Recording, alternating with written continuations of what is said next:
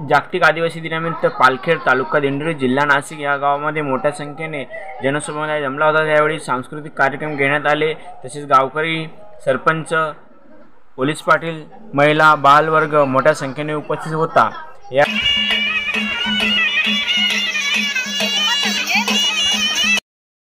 राष्ट्रीय ईश्वर आणि पत्रकार संघ दिंडोरी तालुका अध्यक्ष।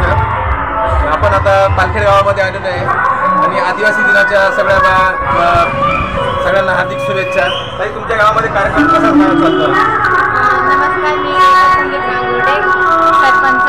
आमच्या गावात 9 ऑगस्ट हा आदिवासी दिन साजरा केला जातो। त्यामध्ये मुलांचे सांस्कृतिक कार्यक्रम घेतले जातात। मुलांना भोजन दिले जाते आणि काही मुलांसाठी बक्षीस, वह्या, पुस्तकं किंवा पेन आम्ही ठेवलेले आहे। त्यामुळे आम्ही मुलांना वाटप करतो। काही सांस्कृतिक कार्यक्रम करता का तुमच्या गावामध्ये? हो, सांस्कृतिक कार्यक्रम असतात आमच्या गावामध्ये। लहान मुलांचे डान्स वगैरे? हो, लहान मुलांचे डान्स वगैरे जातात, त्यांना बक्षीस पण दिले जातात। आपण त्यांच्याबरोबर चर्चा करूया। तर कसे कार्यक्रम असतात आपल्या गावामध्ये? आम्ही पालखेड वगैरे घेतला त्या पद्धतीने म्हणजे मोठे विद्यार्थी आहेत त्यांना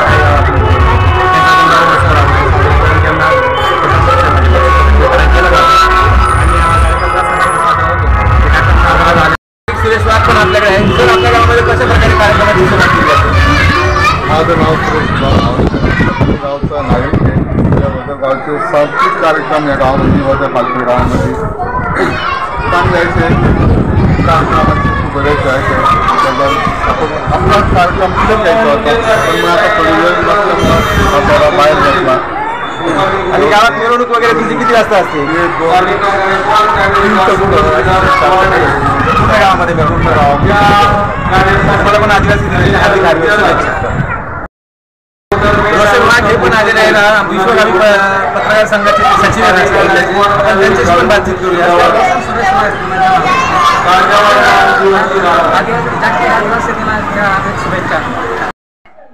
87 NPS न्यूज संपादक महेश तिडके सह प्रतिनिधी रोशन वाघ व मुख्य संपादक निखिलेश शेकोकर आदी मान्यवर कार्यक्रमाला उपस्थित होते। आदिवासी बांधवांना जागतिक आदिवासी दिनाच्या 87 NPS न्यूज कडून हार्दिक शुभेच्छा।